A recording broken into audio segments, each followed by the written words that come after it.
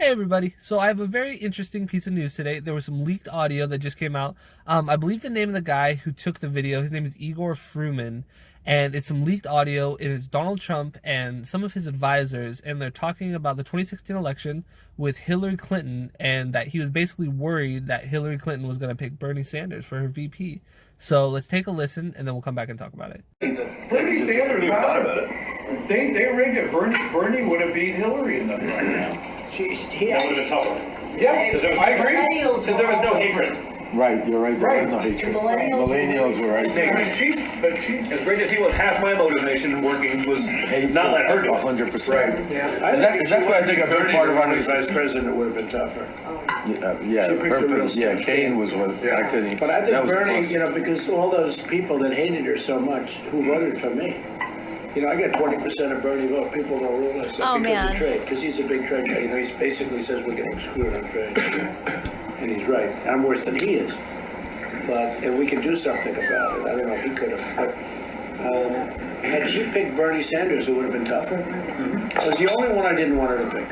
Whew. Well, wasn't that something? First, before I say anything, he says there that he got 20% of Bernie Sanders supporters in the general election. He actually got closer to 12% of Sanders supporters. It's still a significant number, but it was not 20%. It was closer to 12%. But regardless, isn't that interesting? He was the only one I didn't want her to pick. That is what he says. He was worried that she was going to pick Bernie Sanders. And why is that? Why was he worried that she would pick Bernie Sanders? Because he knows that the name of the game is populism. Populism is what wins elections. It is what won him the election. People got to remember, if you go back to like some of the debates when him and Hillary Clinton were debating, he was to the left of some issues.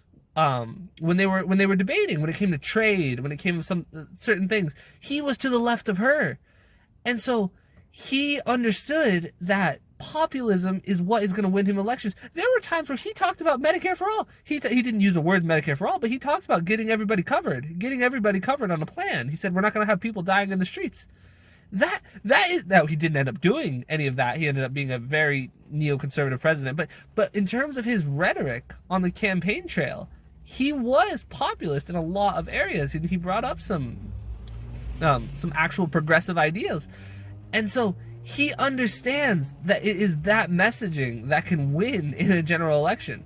And so he was worried that if Hillary Clinton picked Bernie Sanders as her VP, that she would get kind of that wave of kind of progressive support.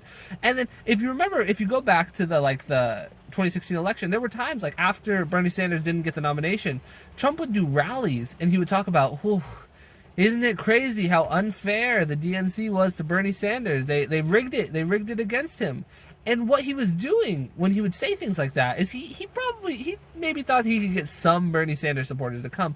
But what he did there is he really disenfranchised many Bernie Sanders supporters from going out and supporting Hillary Clinton, because it's true. They did rig it against Bernie. They had reason to be upset with the DNC and Hillary Clinton. That doesn't mean that Donald Trump is better than Hillary Clinton, but he wasn't wrong when he said that. And so he understands that populism is very, very important when it comes to elections. There have been stories that have been coming out that I was never quite sure if these are true. I guess you still don't know for sure that they're true, but this audio I feel like does definitely give them more credit. That he consistently asks his advisors hey, how's Sanders doing in the polls? How's Sanders doing in the polls? What's this? And that he's behind closed doors. He's saying free college. That's tough to beat in a general. Debt forgiveness when it comes to healthcare costs. That's tough to beat, because he understands that progressive ideas are popular and those are what can win elections. I would not be surprised if when the general election comes around, he starts swinging left, like he did this last election, where he brings up some issues that are actually very popular, particularly trade. Trade was a huge thing that he brought up. And I think that was one of the main reasons that the states he needed to win was the Rust Belt, and they've been destroyed by trade. That so many people have lost their jobs because of these horrible trade deals that so many neoliberals and neoconservatives have signed on to, and he used that messaging to get people to support him. Now that he's been in office, has he done anything about that? No. He's signed up. it is the exact same person that he was talking about. He used to talk about, oh, that was the other thing. He used to always say that politicians were paid for. He would always bring up money in politics. He would always talk about how these politicians, oh, they're all bought and paid for. He's like, I gave money to this guy, I gave money to this guy. He was always talking about that because he understood that people don't like money in politics. People do not like that our politicians are being bribed. They're essentially being bribed by big money interests. And he would talk about that. He would always say like, oh, I'm self-funding my election. He wasn't self-funding his election, but he said it. He was very good at using populist rhetoric to get people behind him. Now, once he's been in office, he has done none of it, but he used that messaging. And so we got to take this as a roadmap of what to do in 2020. We got to get behind Bernie Sanders. We know that he is the one who can actually live up to this messaging, and he can defeat Donald Trump. So anyway, I hope you guys enjoyed this video. If you disagreed with anything I said, please leave a comment below, and have a great day.